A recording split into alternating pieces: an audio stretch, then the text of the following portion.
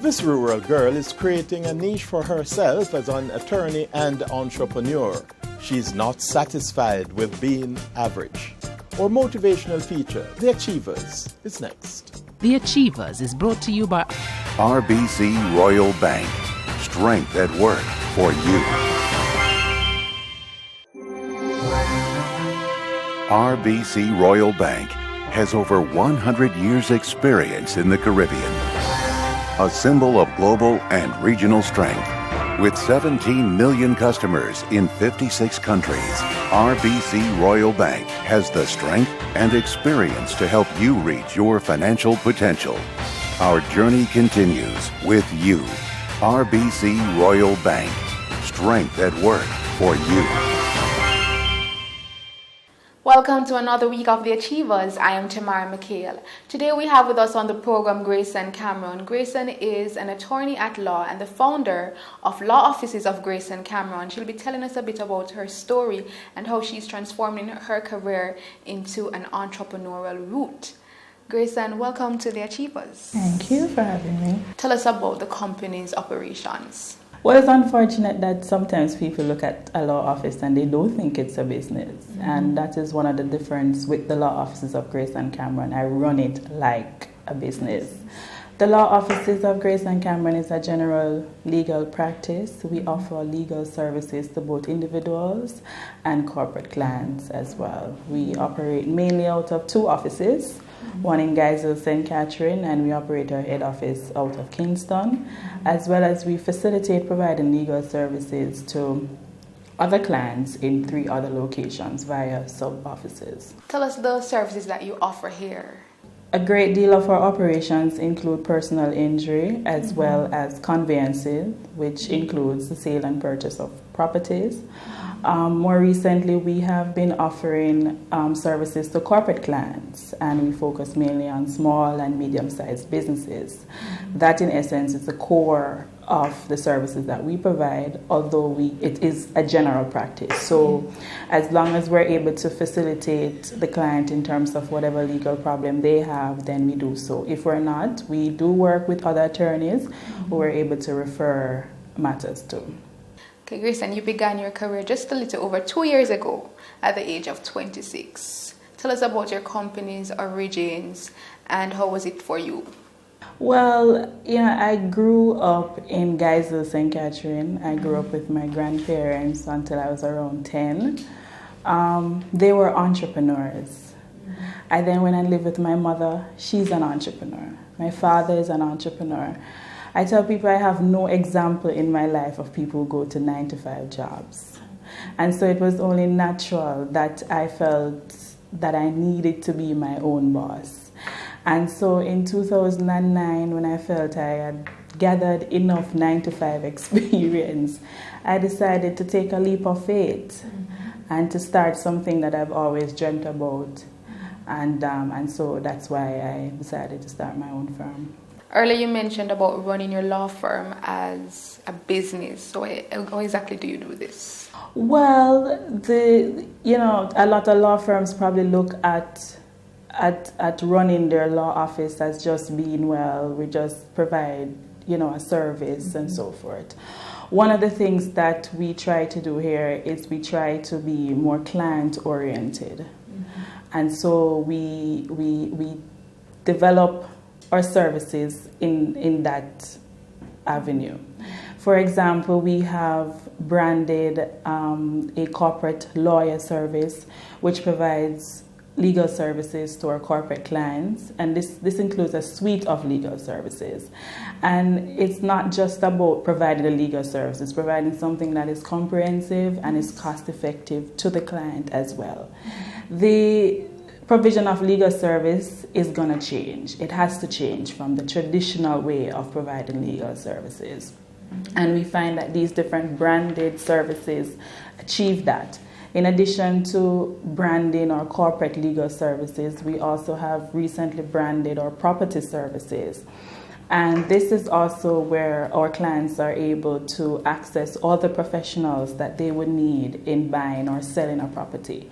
No, that's different. That's a different way of providing legal service, because you want to make sure that when the client walks into your door, they don't have to go all over the place thereafter to get the type of service that they're going to need to fulfill their particular transaction. And so we've always been geared towards not only providing cost-effective service for our clients, but providing comprehensive service. And so it's almost as if when you walk into our office, it's a one-stop affair. You're able to access other professionals that can assist you with your transaction. And in addition to that, you get service that is very cost-effective and efficient. How did you manage to gain credibility and really build your client base? Well, as I indicated, it was a leap of faith. You know, I tell people you have to dream it, you have to believe it, and then you just have to achieve it.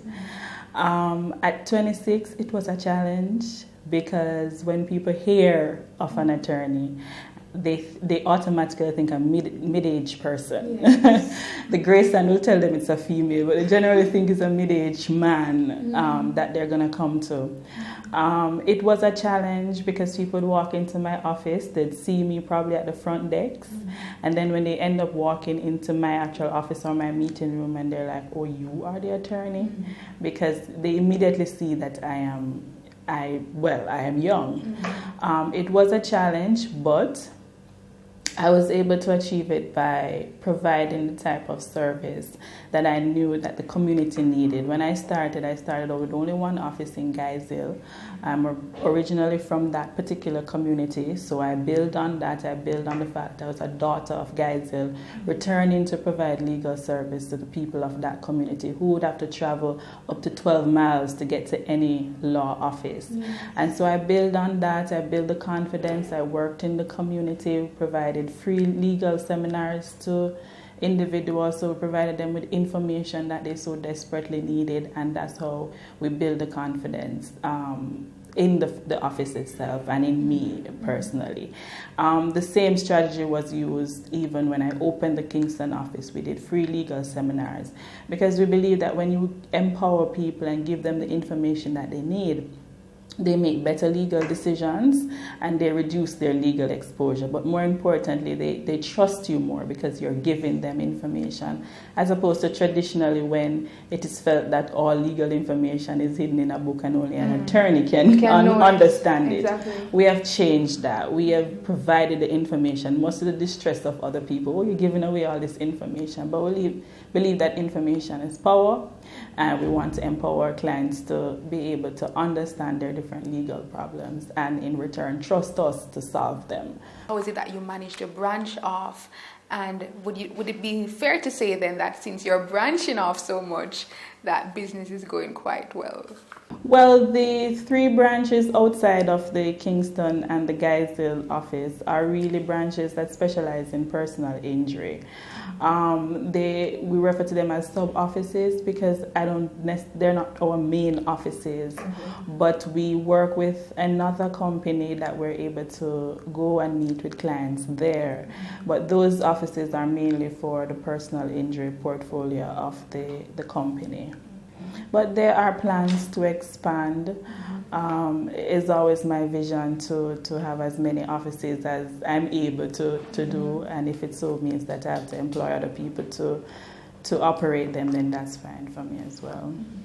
The average person, usually they view a lawyer and an attorney as simply for representational purposes. But tell us about the other aspects of your career. Well, there are different transactions that will not involve a court appearance, the main one being that of property services. If you're buying or selling a property, it really doesn't entail going to court. If you're preparing any type of legal documents, it doesn't necessarily entail going to court as well.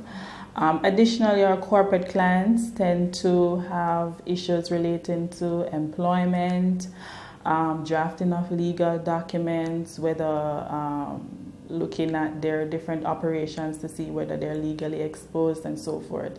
So we provide services that are not necessarily those of what we call litigious. You're not going to court and arguing with another counsel. It's more about what we call reducing your legal exposure and protecting you otherwise.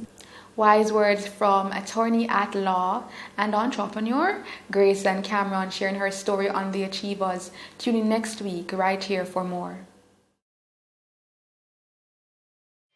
Welcome to another week of The Achievers. Now, last week we started our interview with Grace and Cameran, attorney at law. This week we hear more about her story. As creator and head of the firms, how exactly do you manage with the many responsibilities that you have? The office has two administrators. There's an administrator in Geisel, there's an administrator in the Kingston office as well. And I took that decision to get administrators because it is a lot of work. Outside of being an attorney, you also have to run an office administratively. And it is so important because, as I said, I run it as a business. It has to run efficiently. So that is how I deal with that. I ensure that I have persons employed who are able to administrate both offices. One of the other things is that I focus a lot on employee training. That's very important for me because I want to focus more on my role as an attorney than on the other administrative aspects of the firm or on other aspects of the work that can be done by either a paralegal or a legal secretary. So we focus a lot on training and we ensure that our employees understand how to deal with clients and how to manage the work well. So that's how I'm able to achieve that. Of course, you understand going between all those offices. Yes. You have to ensure that you invest the time in your employees and ensure that they know what they need to do when you are out of office. Grace, and what is your lifelong vision for LOGC, Law Offices of Grace and Cameran? Well, I hope to retire at 40. A lot of people think that's very ambitious, but I'm building the office. We have plans to go into Montego Bay early next year. The idea is that I want the law offices of Grace and Cameran to be the first choice for an individual when they're thinking of getting legal service. That is my overall objective. And to continue to provide a type of service that's different, that's unique, that will attract the current generation. One of the unique things about our office as well is that we utilize the social media networks such as Facebook and Twitter and LinkedIn. Also, we provide online consultation. So we take away the boundaries associated, the general physical boundaries associated with the provision of legal service. And so we open it up so we can have clients in Canada. We have clients in the United States, and all we have to do is just Skype. Yes. And facilitate that type of consultation. So no more does somebody in Montego Bay, thinking of employing us to provide legal service, don't have to travel to Kingston. They can sit in the comfort of their home and be able to consult with an attorney and facilitate the entire process. Mm-hmm. When you retire at 40, what will you be doing? Retirement is doing whatever you want to do. But I'm sure you want to do this. No, I want to do this. I want to operate the firm. But you get up and you do it. You do it. You're building it now. Okay. So I'm building the office now. At 40, I want to be in a position where if I want to come to the office, I come to the office. Okay. But I'm sure I'll still be practicing at 40. It's just that I want to be in a position where if I don't want to do it, then I don't necessarily have to do it. But definitely I want to position the office in such a way that it will become the first choice for individuals and for corporate clients as well. And I have somewhat 11 more years. Touching on you personally, Grayson, you've always been quite an advocate and activist. From a young age, you've been involved in many social outreach programs, many group programs, and at UWI Mona and Kville, you were also very active. Is it fair to say then that you've always been a natural, or you were always set on a natural path in becoming an attorney? Yes, there have been times when, because as a child, sometimes you get infatuated with some type of different professions. But generally speaking, being an attorney, I've always wanted to be an attorney, even before I knew what an attorney actually did. Really? But it has always been a dream of mine. It's something that I've always wanted to do. Quite ironically, people used to tell me that you have to talk a lot in order to be an attorney. And when I was younger, I wasn't really very talkative. But as I said, it has always been a dream of mine. I've always placed myself in the position to get the type of skills that I needed to facilitate that. My mother always tell me, listen, you only have one job to do, and that is to get an education. And so I've always been focused on getting an education, ensuring that I did what I needed to do to get into law. Getting into extracurricular activities, because she told me, listen, that's all that you have to do at this age. Focus on that now. And I think that laid the foundation for the future. So now I'm able to reap and enjoy from that particular foundation. Yeah. And what you said earlier was crucial, that your mom told you to focus on your education. How vital was it for you, and how vital is it for individuals to remain focused, especially at university, where very so often many easily become distracted? It's hard to say how to deal with the distractions. I mean, I did have them, I believe, however, that the strong foundation I have both with my grandparents and with my mother, I was able to walk away from those particular distractions. My grandparents, they tell you go to school and come straight home, read a book, so forth. The same thing with my mother. For young people, everybody has a dream. Everybody wants to be something in life. Everybody has a particular profession they want to get into. But not a lot of persons believe in that dream. And then you have some people who believe in the dream and they never take any steps to achieve the dream, that they want. I've always been committed to achieving and doing whatever I need to achieve. I remember when I was applying for the University of the West Indies, the application had two options, a first option for faculty and a second faculty option. And I remember filling out only the first option, and my guidance counselor was livid with me as to why I didn't have a second option. And I told her, I have no second option. My first option is it. Wow. And that is the type of determination I had. I chose subjects that I knew I could get good grades in so that I could get into law. I knew where I was going, and I was going to make sure that I achieved it, and nobody could tell me otherwise. That was it. When I got into law and my mother told me I got into law, I said, well, I told you that I would get into law. You were that sure? I was sure. Mm-hmm. It had to happen because I am not from a wealthy family. Mm-hmm. My mother struggled financially to send me to school, but one thing she did, she made sure I went to school and got the education that I needed. I didn't have much time and options and financial resources to waste time. Yes. I needed to get what I needed to do and do it quickly, and now be in a position to turn around and help my family who helped me through the process. Before you branched off on your own, you worked in a variety of businesses, in government, etc. How were those experiences for Grayson? Fantastic. When I came out of law school, I went and worked with Ravel Golden, brilliant attorney at law who really exposed me to a lot of areas in law.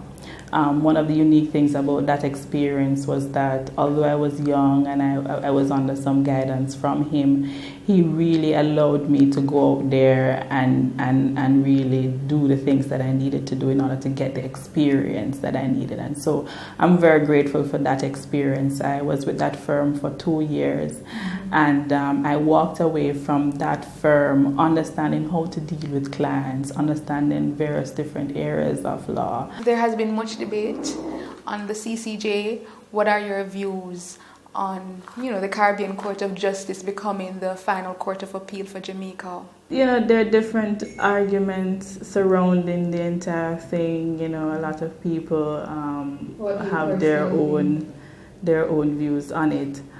I have no objections to the Caribbean Court of Justice. I think it's a good move. I think as a people we ought to take some amount of initiative in providing the type of legal service or the judicial service that we need. Thanks for tuning into The Achievers. Quite a phenomenal story from attorney at law Grayson Cameran. I have been your host, Tamara McHale.